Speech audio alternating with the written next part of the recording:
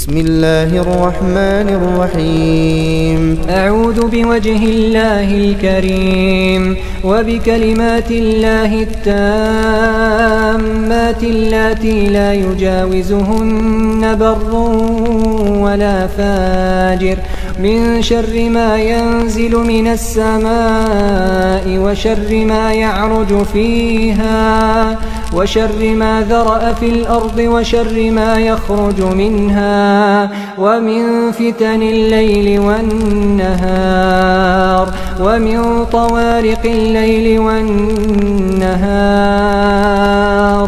إلا طارقا يطرق بخير يا رحمن. Assalamualaikum.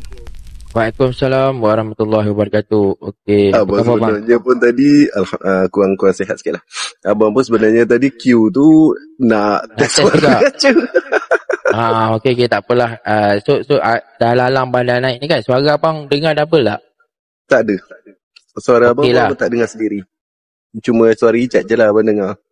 Oh, sebab abang tak pakai earphone Yelah. Tu juga. Okey. Baik. So ni apa ni, malam ni ada kisah ke atau boleh lah, dah terlanjur ni. Okey, baik. Okay. Tadi macam JR cakap tu kan, Jack ingat tak yang masa abang cakap yang dia kata rumah tu kena pindah tu kan, kalau apa ada burung masuk rumah ke apa kan, yang kisah kat Borneo tu kan. Macam yang abang JR cakap tu mengenai yang dia kata kalau yang kat Borneo tu, dia tanya tadi kan, kalau rumah masuk burung tu dia orang kena pindah. Betul, kena alih tapak. Tapi kalau Ijat ingat tak yang abang kata sebelum dia orang buat gawai burung tu, dia orang akan letak tanjuk dekat atas bumbung rumah yang letak makanan tu, gunakan buluh tinggi. Yang besoknya dia akan bawa turun, dia akan tengok makanan dalam tu ada lagi ke tak. Kalau makanan tu ada lagi, maknanya dia tak nak terima. Tu yang kena pindah rumah sebenarnya, kena berubah tapak. Tapi kalau dia tak, maksudnya rumah tu masih boleh digunakan lagi. Okey lah. Okay, ini abang nak cerita pasal family abang sebenarnya kisah berniaga lah Family abang ni berniaga semenjak tahun 1994 lah, sampailah sekarang. Amboi Ida puji pula suara maco ni, suara orang tengah demam tu tak? Terima kasih Abang Sasori. Lepas tu sebenarnya kedai kita family abang ni agak popular lah di kalangan orang-orang, kebanyakan orang lah. Sebab kita ni berniaga sebenarnya lebih pada kata orang bersedekah lah. Maksudnya setiap makanan yang kita sampai sekarang kita orang kekalkan, makanan macam katalah kita minta nasi goreng ayam kunyit campur tom yum, lepas tu tambah dengan sayur, tambah dengan telur mata atau telur dadah atau telur bungkus dengan siap air, kita cuma cas RM5 je untuk satu kepala. Jadi memang agak popular lah sebab dengan harga macam tu kan. Maknanya sebab kita kenangkan budak-budak yang bekerja dekat kawasan sini ramai, jadi dia orang pun mungkin pendapatan tak berapa banyak kan, kesiankan dia orang sebenarnya. Jadi semenjak berpindah ke kedai yang baru, maksudnya kita buat satu bangunan sendiri lah, pernah sekali je orang tak nampak kedai. Orang lalu bila abang jumpa orang-orang yang dekat kedai kita, macam abang selalu tolong keluarga kan, belanja barang untuk barang kedai apa. Bila jumpa dia, orang akan cakap, kenapa kedai tutup? Berapa lama kedai tutup ni? Cakap, hari-hari buka. Lepas tu yang satu hamba Allah cakap, dia sampai bergaduh dengan isteri dia. Isteri dia kata, lalu aja. Sebab dia kata, mesti buka. 3 kali lalu, 3 kali juga tak buka. Nampak tak buka. Dan pernah sekali tu abang tengok memang customer agak kurang lah masa tu. Jadi abang pergi kat tepi jalan lah, maksudnya dekat antara kedai dengan tepi jalan tu, nampak ada 3 buah kereta berhenti. Lepas tu orang dalam kereta tu cakap dengan kereta belakang dia, alamak, kedai tutup lah. Sedangkan abang ada berdiri kat tepi jalan tu. Keadaan kedai dah buka. Lepas tu abang cakap, kalau abang bersuara masa tu, abang cakap, buka lah. Abang rasa memang terperanjat besar lah orang dalam kereta tu, sebab dia tak nampak kedai buka tapi ada suara. Okey, benda tu terjadi. Bila terjadi gitu, macam kita ni agak berserah lah. Cakap, ya Allah, apa masalah? Tunjuklah, tolonglah tunjukkan. Dan Alhamdulillah, satu hari tu ada orang Pakistan. Dia datang kat kedai tu, dia 2 orang datang. Jadi dia bercerita, dia kata dekat tempat kongsi dia, kawan-kawan dia tengah bergaduh. Jadi dia larikan diri, takutlah terjadi apa-apa, dia larikan diri, dia datang duduk kat kedai abang. Yang abang peliknya, orang luar boleh nampak ada kedai, tapi orang yang selalu datang kedai takkan nampak ada kedai. Kedai tu terbuka. Ada kedai tapi tak nampak buka. Jadi bila dah selesai daripada yang Pakistan tu, dalam 1 jam itulah dia duduk kat kedai. Lepas tu dia telefon kawan dia kata okey, tempat dia orang dah okey, dah tak ada apa-apa masalah. Jadi dia nak balik tu dia agak jauh lah, dalam jarak dia dalam 1.5 km lah daripada kedai abang tu. Bila dia minta, dia kata boleh tak tolong hantar dia nak balik sebab malam kan, sebab kedai FMK tu memang buka daripada petang sampai malam je. Jadi kesian mi pasal abang cakap, tanya dengan kakak, macam mana hantar? Pergilah hantar, dia kata. Sian orang tu, dia kata kan, nanti balik gelap-gelap malam. Jadi abang hantar dia balik. Maksudnya kalau abang habis daripada belanja barang apa semua, ikut orang semua, abang akan jalan katalah daripada utara ke selatan. Dapat bayangkan tak, macam utara ke selatan tu akan jumpa kedai abang. Maknanya orang yang abang nak hantar ni daripada utara ke selatan, dan abang akan berpatah balik daripada selatan ke utara. Bila abang dah hantar orang tu balik, abang balik semula ke kedai. Masa itulah abang nampak sesuatu yang agak Allahu Akbar. Memang abang cakap, memang patutlah orang tak nampak kedai kami buka. Nampak sesuatu yang terlalu besar duduk atas kedai abang. Duduk atas kedai? Ya, atas bumbung kedai. Dan badan dia, tangan dia tu berjuntai daripada atas bumbung tu ke bawah. Ke simen kedai lah. Maksudnya tangan dia dengan separuh badan dia tu dah menutupi kedai. Sebab bila abang patah balik tu daripada selatan ke utara macam tu, maknanya baru abang nampak benda tu ada atas bumbung. Kalau abang tak hantar Pakistan tu balik, maknanya abang tak akan melalui daripada selatan ke utara. Abang biasa di utara selatan macam tu je lah.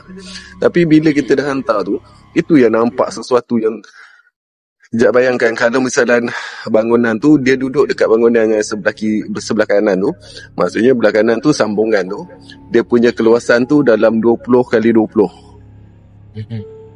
Dan dia punya saiz badan dia tu seolah-olah 20x20 tu lah. Oi, berapa besar, patutlah semua orang tak nampak dekat situ kedai buka. Sebab dia dah tutup tu, memang abang daripada sana memang nampak gelap sangat. Dan lepas kejadian tu, abang cerita dengan kakak.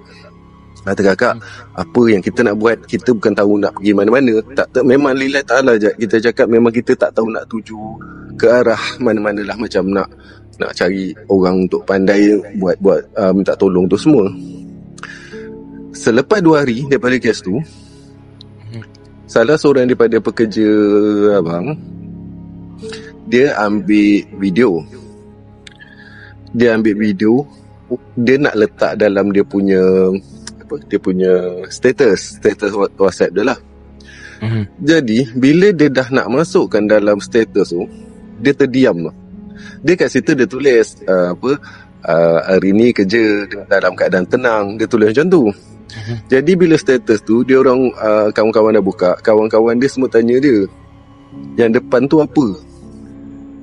Jadi dia buka balik status dia, dia tengok balik, lepas tu dia terus panggil abang. Bos, tengok ni apa ni? Apa? Abang cakap tu kan. Tengok gambar yang dia cakap, tengok gambar yang dia ambil ni. Tengok video ni lah, dia kata. Jadi abang bila tengok video tu, abang sampai satu bentuk tu, abang pause kan. Maknanya berhenti kan, kita besar kan. Dekat sebelah kedai abang tu memang kita ada buat satu gazebo lah untuk orang-orang berehat-rehat apa semua kan. Dan dekat gazebo tu lah pocong duduk menghadap ke jalan. Astagfirullahaladzim, benda tu pula. Dan memang real benda tu, sebab bila kita orang besarkan memang nampak itulah dia. Memang dalam gambar tu dalam gambar tu. Ada lagi gambar tu bang? Allahualam, sebab kerja abang yang tu dah berhenti. Aduh. Sebab yang lepas abang ada simpan, tapi dalam handphone yang satu lagi lah, handphone tu dah rosak, jadi abang ganti handphone lain. Itu yang abang rasa macam abang tunjuk semua dengan orang yang tu. Kau nampak tak apa yang aku nampak? Kau nampak tak apa yang semua cakap? Apa sal benda ni ada kat sini? Apa sal benda ni ada kat sini? Okay lah, bab tu dah diam. Dan kita orang masih tak tahu lagi apa pun, kenapa cakap macam gini, kenapa orang nak buat kita macam gini lah. Bila kita ni kata orang berserah dan merayu pada pertolongan Allah ni, dan kita yakin tu, alhamdulillah, kawan arwah abang saya, arwah abang lah, dia datang kat kedai waktu tu petang. Jadi dia datang kedai, dia pusing kat kedai, dia cakap, abang tolong bacakan doa selamat kat sini boleh? Dia cakap, abang buat Yasin 7 kali boleh? Dia cakap. Kebetulan masa tu petang gitu, kita orang memang belum buka, jadi orang memang tak ada datang lah. Memang kedai, orang tahu kedai kita buka pukul apa. Jadi dia duduk. Kebetulan pula dia tu imam dekat area Kota Tinggi sana. Kebetulan pula dia boleh datang. Nak ikutkan dia tak datang tu dah hampir 3 tahun. Tak datang jumpa kita orang lah. Dan hari tu boleh dia terbuka hati untuk datang ke kedai. Jadi bila dia datang tu, dia kata dia tak cakap yang dia nampak sesuatu ke apa. Cuma dia minta izin je untuk buat sesuatu. Jadi abang cakap, tak apa abang, buatlah. Cakap tak kisah abang nak buat apa pun. Dia cakap dengan isteri dia rupanya. Dia cakap dia nampak kawasan situ macam gelap sangat. Kedai tu memang gelap kata. Jadi dia kata kalau jadi macam ni mesti ada sesuatu. Jadi bila dia buat tu, ni Jad, ni memang betul-betul surprising untuk abang. Malam tu alhamdulillah orang datang. Dan bila orang datang, ada seorang hamba Allah ni, dia datang, dia turun daripada kereta dia, dia boleh lompat macam kita lompat jauh tu, daripada tepi jalan, dia lompat masuk dalam kedai abang. Dia cakap apa? Alhamdulillah, akhirnya aku dapat pijak tanah kedai ni. Berapa lama dah aku cari tengok kedai kau, memang tutup. Akhirnya aku dapat juga, dia. Alhamdulillah, cakap ada juga orang dah nampak. Dan malam itulah kejadiannya sebenar yang abang dapat tengok apa sebenarnya orang letak kat kedai.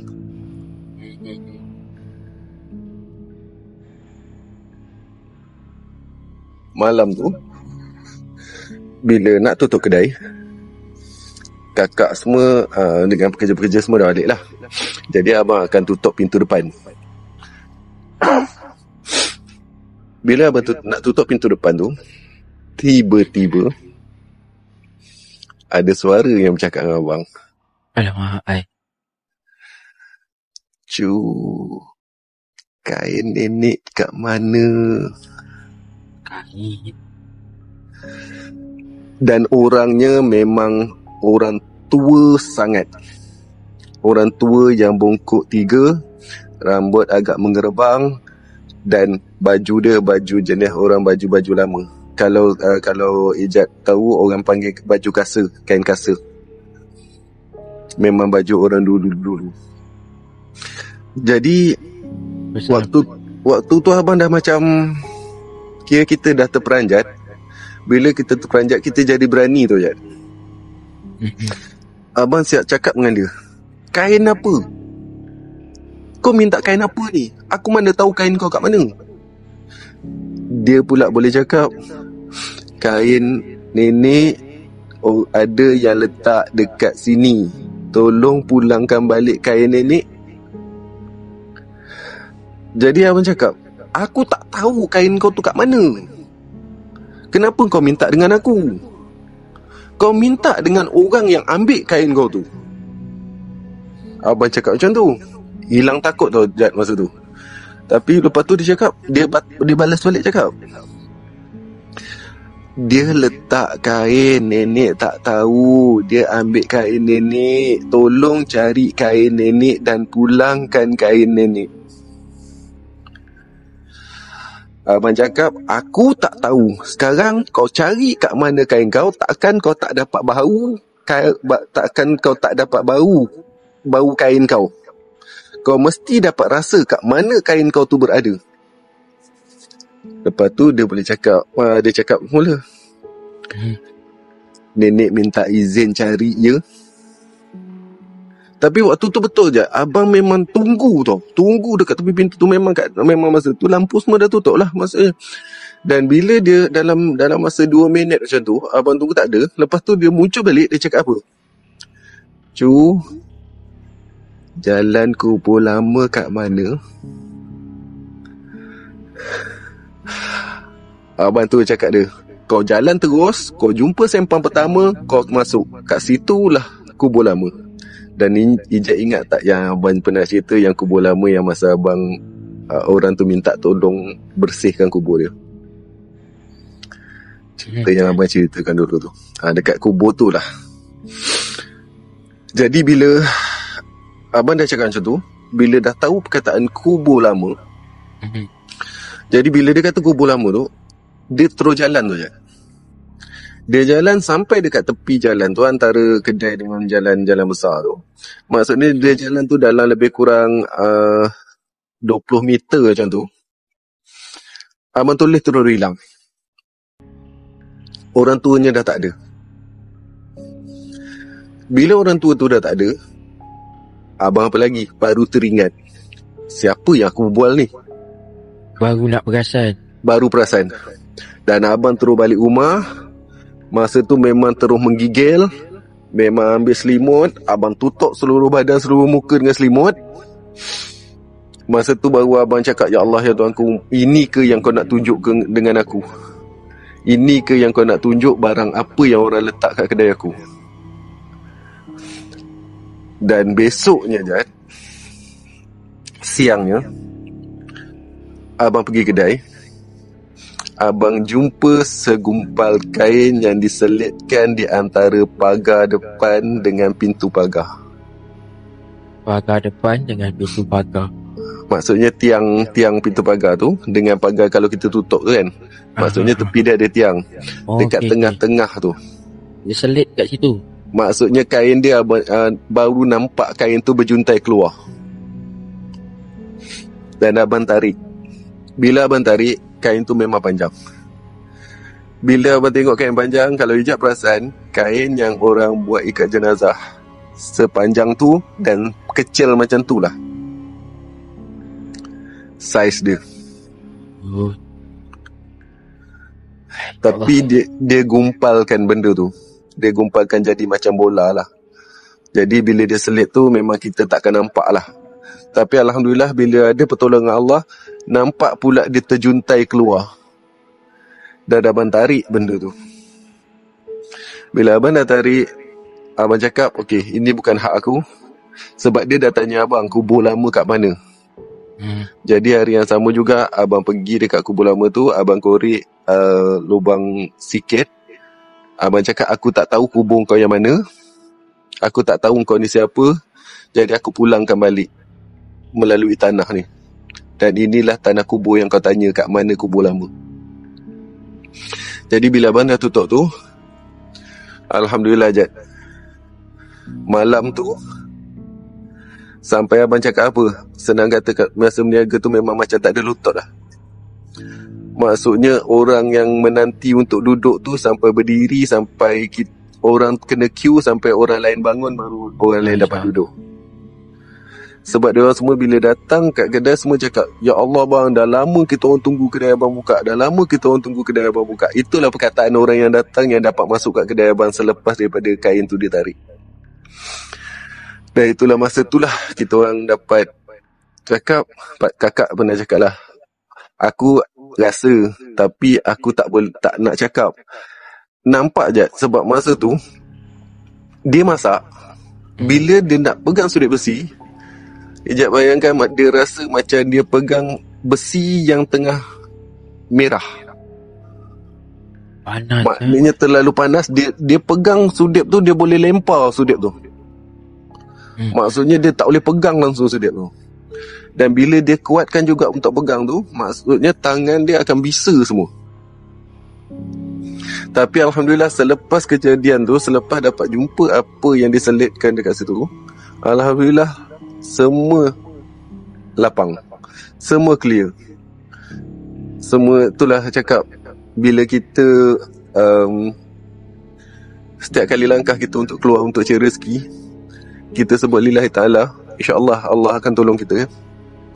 Dan itulah sebenarnya bantuan yang abang rasa memang bantuan yang besar sangat yang Allah beri pada kita orang, untuk kita teruskan untuk membantu orang lain juga. Sebab kita mungkin tak pernah zalim orang, jadi Allah tu mungkin dengar permintaan kita.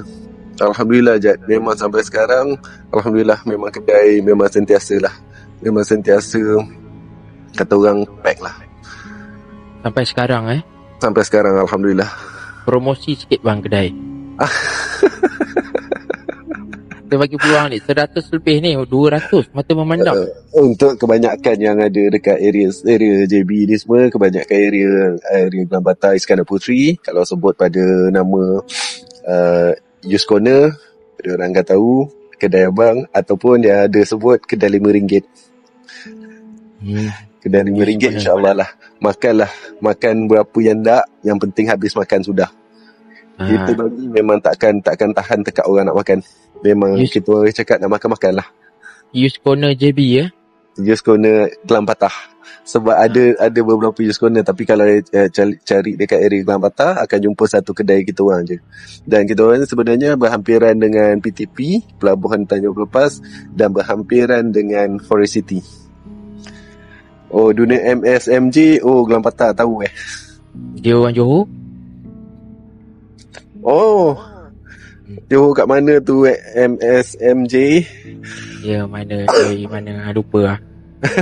Waalaikumsalam Muhammad Fadli. Itulah Jad, apa kalau kita ikhlas, insyaAllah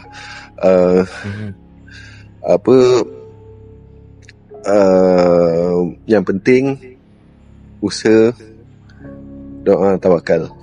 InsyaAllah sentiasa ada bantuan daripada Allah. Dan itulah kali pertama sebenarnya bila mungkin abang cakap itu kot yang dikatakan nenek kebayan. Sebab abang nampak dia memang bongkok 3. Dia bongkok tu seolah-olah macam orang tengah rukuk. Tapi sebenarnya benarnya apa bang? Dan dia berjalan balik pun dalam keadaan dia membongkok macam tu. Maknanya dia terlalu bongkok lah. Maksudnya bila kita dengar perkataan orang kata nenek kebayan bongkok apa semua, abang cakap lah, mungkin itu kot, mungkin ini kot nenek kebayan. Dan itulah keistimewaan, apa kata orang, keistimewaannya tawakal. Dan sebenarnya Jad, dekat sebelah kedai abang, selang daripada satu kebun, sebab kita tanah kampung, maknanya tanah yang geran lah. Tanah geran ni maksudnya ikut seluas tanah lah. Terima kasih cikgu. selang daripada satu kedai abang tu ada satu tanah orang lain lah, maknanya ada rumah. Sebelah tanah tu ada kawasan yang agak semak-semak sikit lah. Dan kat situ sebenarnya Jad, tempat bunian. Sampai sekarang. Sebab keadaan tu, sebab kita orang tahu, yang abang tahulah semenjak abang kecil lagi dulu, Jalan Tanjung Kupang, bukan Kampung Kupang, Tanjung Kupang. Kejap aja dah cari mesti cari kat Google Dan yang kawasan tu memang agak dia ada masa tu Jad. Ada masa Khamis, malam Jumaat, bila kita lalu kawasan tu, akan terbau sesuatu yang agak wangi. Tapi wangi dia bukan wangi menyengat. Kawasan mana ni? Kawasan mana ni? Ni dekat sebelah dengan abang. Oh, yang tempat tu lah. Kedai abang. Sebelah kedai abang ada kebun tanah orang lain. Sebelah tanah orang tu, maknanya selang 2 kebun lah daripada kebun abang. Yang ada kedai abang tu. Dan kat situ memang kita akan berbau sesuatu, tapi bukan yang bau yang menyengat. Maksudnya bukan bau yang menusuk hidung lah. Bila kita kalau Ijat pernah berbau bunga Sunda Malam, pernah dengar? Pernah dengar, tapi bau dia tak pernah bau lah. Okey, kalau Ijat nak tahu wangian yang dia orang suka, itulah. Memang bau sangat. Memang lembut, selembut-lembutnya. Dan kita tahu yang dia berada kat situ. Dan dalam kawasan tu ada kawasan busut pasir. Busut pasir tu ada air yang mengalir, tapi air tu tak pernah kering walau kemarau. Dan air tu sentiasa jernih. Memang dia jernih sangat je. Memang bila masuk ke dalam tu, kita boleh cari apa yang kita nak, macam buluh ke apa ke nak cari dalam tu. Tapi bila sampai kat busuk tu, dilarang untuk lakukan sesuatu yang agak pelik lah. Macam kita tolak pasir tu masuk dalam sungai ke, ataupun kita pijak-pijak pasir. Memang dia akan balas balik. Sebab tu tempat permainan diorang. Dan kalau pernah je, sebab kita tahu dia dia ada kat situ, wujud kat situ. Kat kedai abang sebenarnya pernah pinggan, gelas, sudu, pisau memang kurang sangat. Maksudnya kita dah biasa berniaga, kita tahu barang kita berapa banyak. Tapi bila ada masuk tu, kita tengok mana benda ni, kan selalu letak kat sini, kenapa hari ni kurang pula. Lepas tu kakak abang siap menyampuk, pinjam tu, dia cakap kan. Jadi abang ni seolah-olah bercakap dengan perkataan macam spontan tu je. Macam nak pinjam kalau pinjam tak apa, tapi nanti pulang kami pun nak pakai juga. Abang cakap itu.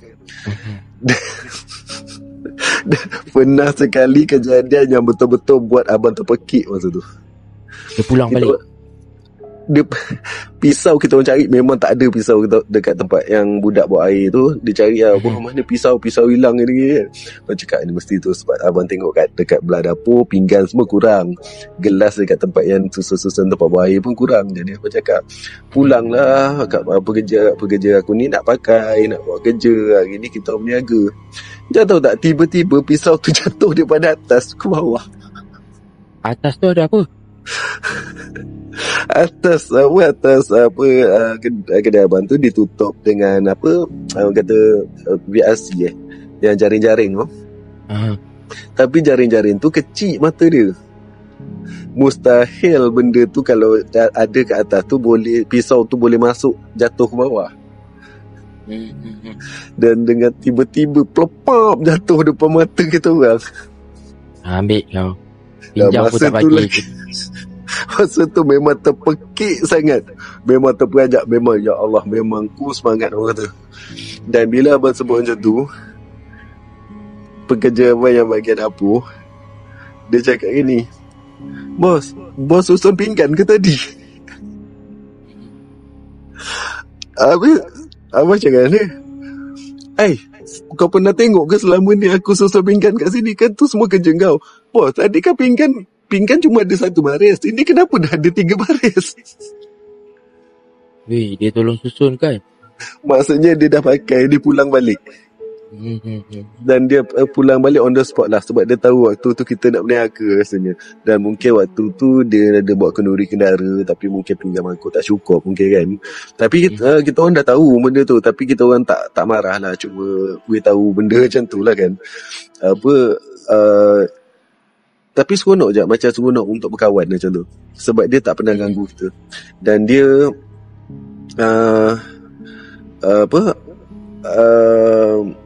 dia jenis Islam. Sebab yang tahu dia jenis Islam, sebab ada masa kalau kita lalu kawasan tu, bila berbau dengan kawasan dengan bau yang abang cakap tadi macam bunga harum sudah malam tu, kita akan dengar sayup-sayup orang tengah mengaji kat dalam tu. Dan mengaji suara memang lunak, tapi memang kena dengar betul-betul lah. Sebab dia agak sayup aja bunyi. Dan bila kita tapi bila kita dapat dengar tu, maksudnya kita tahu dalam kawasan tu dia tengah ada acara lah. Mungkin dia buat tahlil ke apa kan. Jadi orang kampus sini dah tahulah, bila ada perkara macam tu, dia orang tak akan ganggu. Maksudnya kenderaan orang daripada kampung ni kalau lalu kawasan tu, tahu kami malam Jumaat bau macam tu, dia orang takkan bawa motor. Kan kadang budak-budak muda kan bawa motor kan bunyi bising tu kan. Tapi bila sampai kawasan tu, dia orang akan senyapkan motor. Sebab tu memang dah dinasihatkan oleh orang-orang kat sini lah. Sebab pernah terjadi bunyi bising macam tu, kena terajang menerap ke depan tu.